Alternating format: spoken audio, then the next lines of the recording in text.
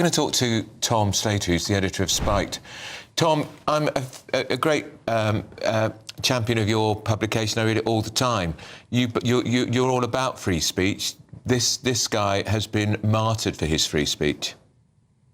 Oh, no, absolutely. I mean, if Charlie Kirk is associated with any cause at all, it is freedom of speech. He belongs to a kind of whole generation, really, of younger, conservative American activists who took up the mantle and who were really pushing back against the climate, particularly on university campuses, but not exclusively, where even just raising a dissenting opinion, a right of centre opinion, was suddenly something that would mark you out for demonisation, protest, even violence. The fact that he was murdered whilst engaging with students in precisely the way that he's done so often over the course of the past decade, wearing a T-shirt that had the words freedom on it. It really underlines what a horrific moment this is for America. Of course, we don't know the shooter, we don't know the motivations, but you can't ignore the broader context of not only that turn against free speech on campus and off, but also this rising temperature, this rise in political violence that is taking place in America, and this demonisation of people, particularly on the right of politics, if they dare to utter a dissenting view at this point.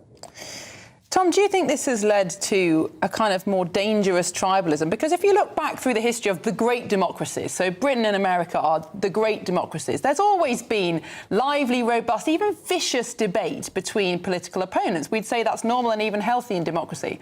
But what seems to have changed, even in my lifetime, is this inability to see your political opponent as human and therefore worthy of respect. And we've seen outpouring of almost celebration in some quarters that this man has died. And I don't think that's something we would have seen a generation ago.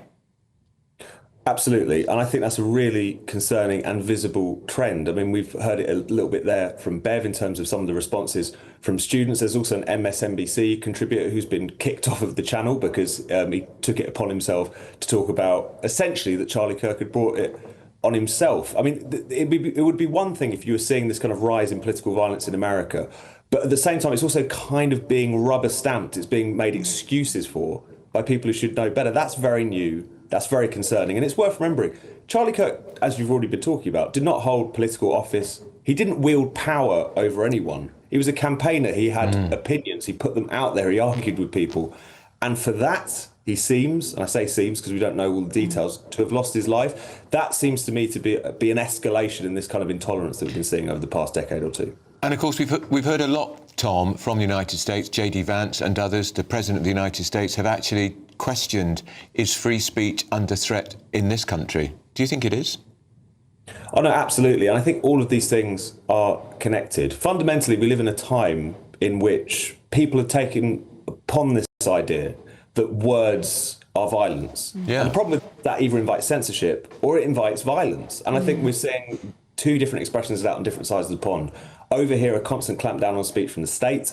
In America, increasingly, where they have the First Amendment, people taking matters into their own hands. I think we need to recognise that this fundamental idea that speech is so toxic, dangerous, problematic, that therefore you need to crush it, is producing all these kinds of horrific consequences. And I dare say we're looking at the most stark example in terms of what's happened in the past 24 hours. Tom, I think we'd agree, and our viewers would agree, that speech is not violence, but ideas can be dangerous, particularly ideas that encourage people, compel people to see their opponents as legitimate targets of physical violence. How do we address those kind of ideas?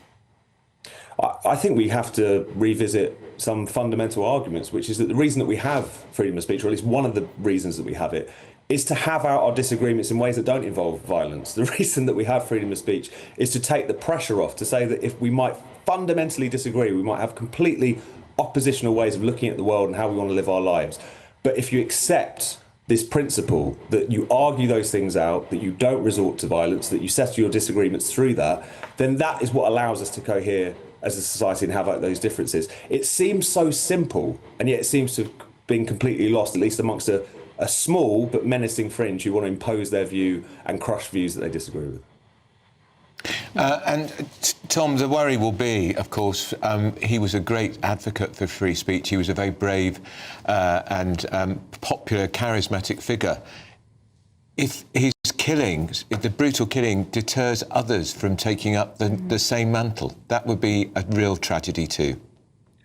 Absolutely, and a real tragedy for anyone who is looking upon this and thinking, is getting involved in public debate, whatever your political persuasion, worth it? I think Charlie Kirk was an incredibly kind of seminal figure, particularly for a younger generation of conservatives, not just in America, but in the UK, when he was recently kind of writing about his tours of Oxbridge debating. He was surprised by how many people just would stop him in the street.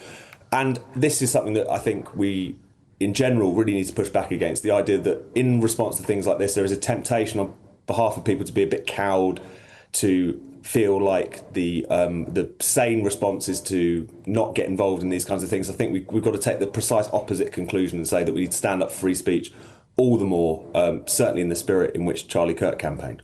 All right, that's Tom Slater from Spiked.